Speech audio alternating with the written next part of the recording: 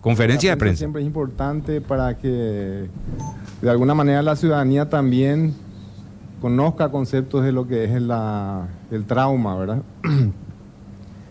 El paciente José Sabán, de 19 años, accidentado en este incidente aéreo, ¿verdad?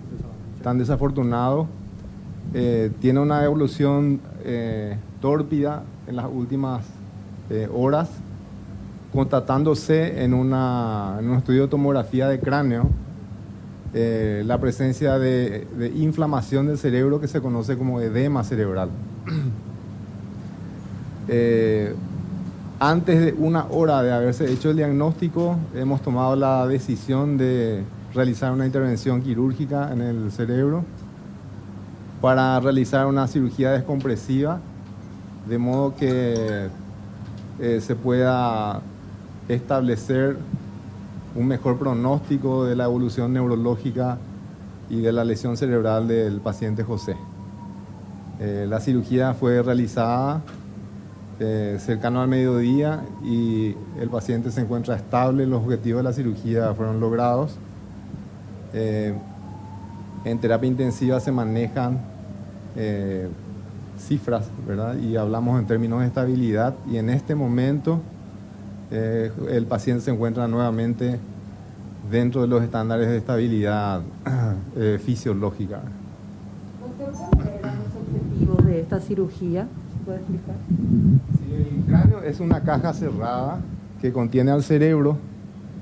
Cuando el cerebro se golpea, cuando sufre un daño por el tipo mecánico, se inflama y el cerebro aumenta su volumen.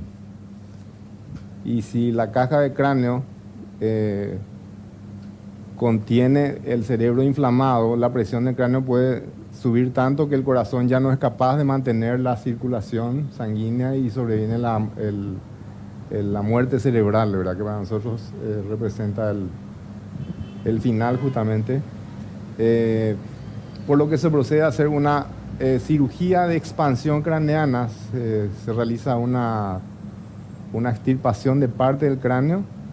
Eso nos permite supervisar las hemorragias y las lesiones cerebrales de manera directa, ¿verdad? Bajo visión directa. Ver si el sistema nervioso tiene latido, corroborar eso de forma directa. Y por otra parte, también nos permite introducir un aparato que se llama catéter, ¿verdad? Que nos permite medir la presión del cráneo.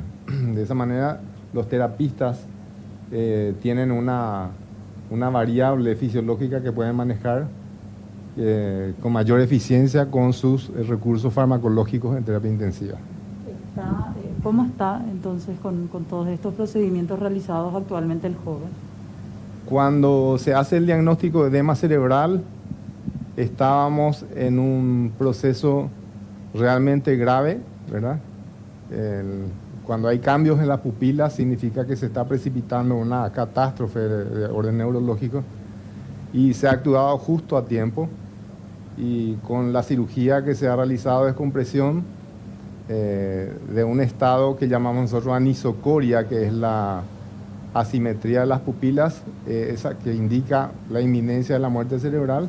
Eso ha revertido, de modo que las pupilas en este momento están iguales, y eso nos da mucho optimismo. Creemos que... ¿Se descarta por el momento entonces la muerte cerebral? Se descarta muerte cerebral. Es más, pudimos corroborar personalmente que el cerebro tiene un buen latido, de modo que las chances de supervivencia aumentan enormemente. Doctor, si entendimos bien, decía usted, extrajimos parte del cerebro. ¿Eso per se no tiene consecuencias o se corre algún riesgo? No, lo que se extirpa es el cráneo. Es la caja del cráneo, sí, parcialmente, de modo que el cerebro tenga lugar para expandir su volumen.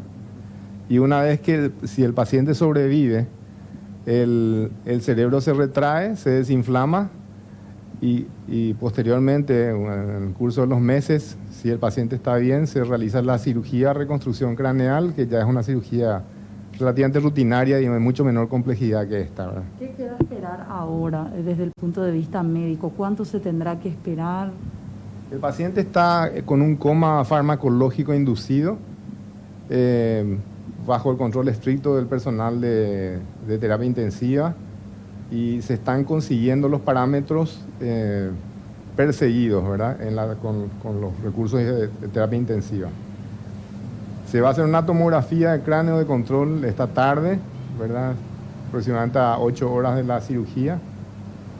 También se va a intentar diagnosticar la causa de este edema cerebral tardío, ¿verdad? Que no se ha presentado en las primeras horas. De hecho, la primera tomografía revelaba una pequeña contusión cerebral, pero como todos sabemos, el traumatismo es un fenómeno dinámico, ¿verdad? Las complicaciones pueden aparecer en las horas. De hecho, la mayor frecuencia de aparición de complicaciones ocurre entre las 24 y 48 horas de la injuria inicial. En neurotrauma nosotros hablamos de injuria secundaria, ¿verdad? Está la injuria primaria que se establece en el momento del impacto y horas después, ¿verdad? O días después aparecen otras lesiones que no estaban en los estudios anteriores y que va desarrollando el paciente en el curso de la evolución. ¿Eso se podría seguir dando entonces, doctor, en estas horas siguientes a su recuperación? Sin duda, esa es una posibilidad, ¿verdad? Es una posibilidad, por lo que indicación absoluta es que esté monitorizado en terapia intensiva con los recursos farmacológicos que permiten la estabilidad fisiológica, ¿verdad? ¿Este coma inducido va a continuar entonces, doctor? El coma inducido se va a mantener probablemente por 48 horas, 72 horas más, con controles de imágenes en forma periódica y también controles de la presión del cráneo. Si nosotros vemos que hay una mala evolución, se replantea con una nueva imagen y eso será otra situación esa. ¿Se puede decir a estas horas entonces que esta intervención fue un éxito? Sí, desde el punto de vista terapéutico se han alcanzado los objetivos y ha sido exitoso el procedimiento. ¿Suelen quedar secuelas después de estos tipos de intervenciones, doctor? El paciente tiene el diagnóstico de traumatismo de cráneo severo y de hecho al ser severo ya se vaticinan secuelas, pero nosotros no podemos hablar de secuela definitiva hasta que nos hayan transcurrido varios meses.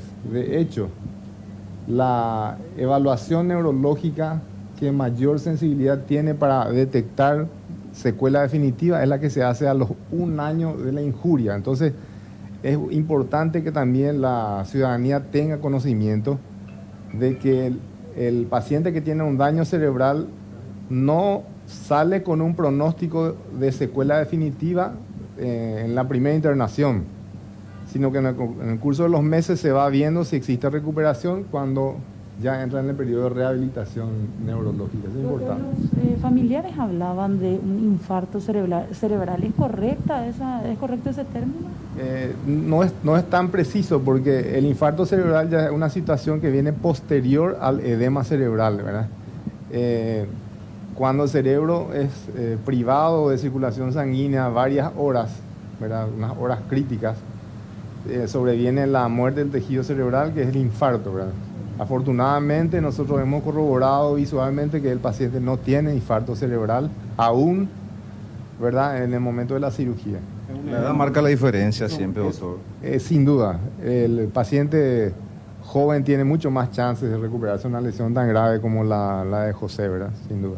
¿Se pudieron corroborar que no existan otros daños a nivel de la neurocirugía que se le realizó?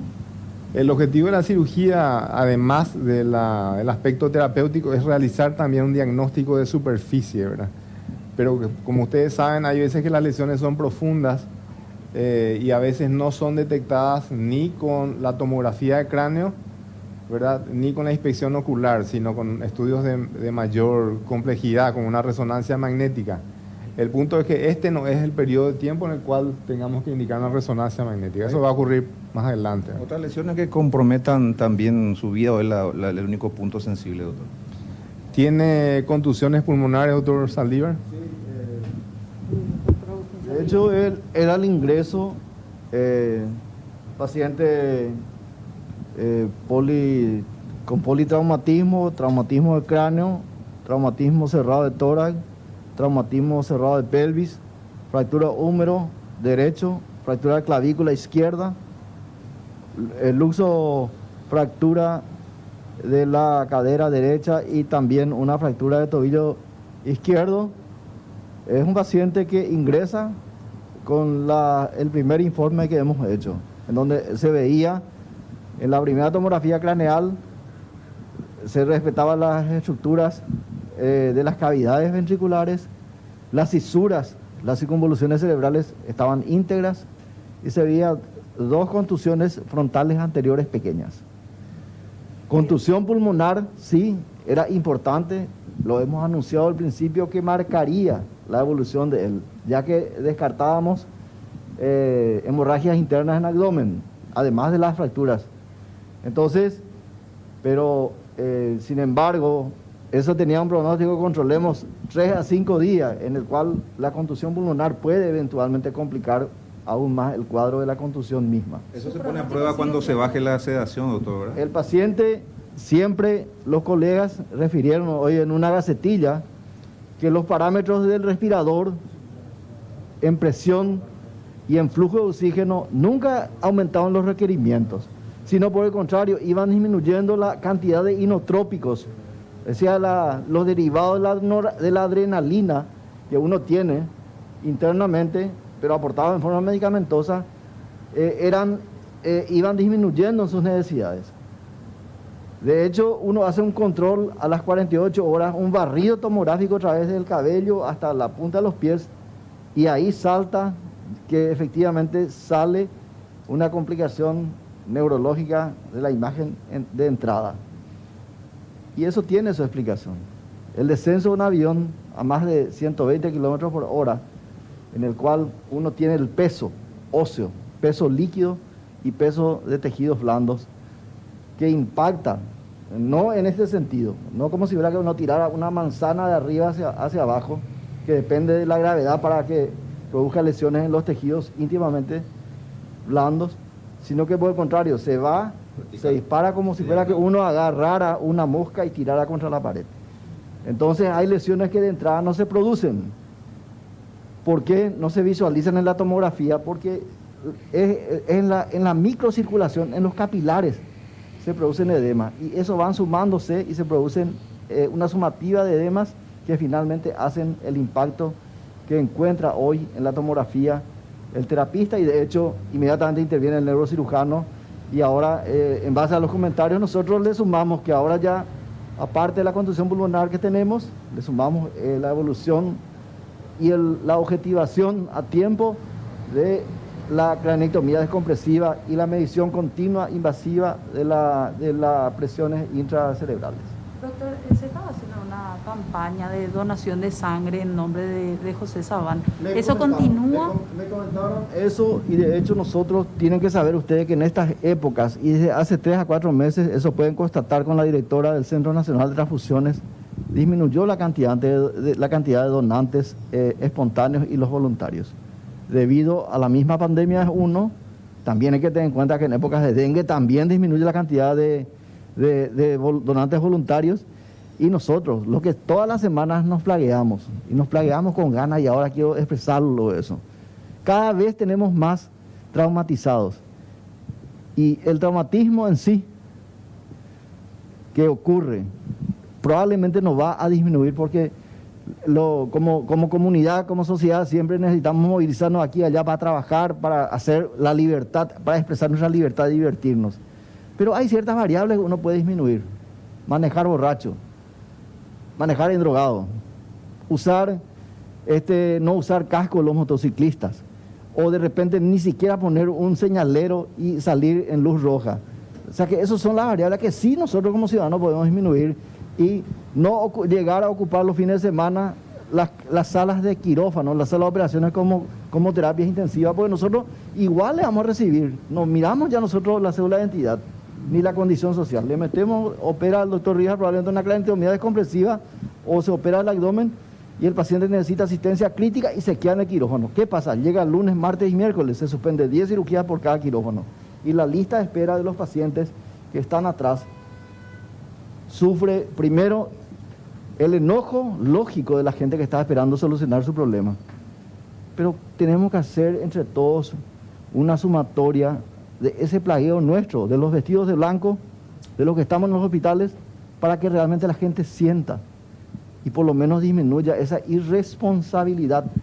Doctor, entonces José continúa necesitando esta cantidad, todavía no se llenó el cupo de Nos- donantes necesarios. nosotros en este momento la directora del Banco de Sangre necesita cualquier tipo de sangre, no solamente para José Sabán, sino también para los varios otros pacientes que tenemos internados en el hospital. José seguirá con este ámbito reservado de su salud, con este pronóstico reservado. Todo paciente que entra en terapia de por sí y que está siendo monitorizado y asistido en todo sentido es un paciente grave, por eso entra en terapia.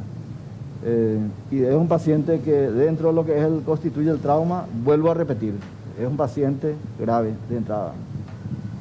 Tal vez en ciertos momentos llegó a ser crítico, como esta mañana.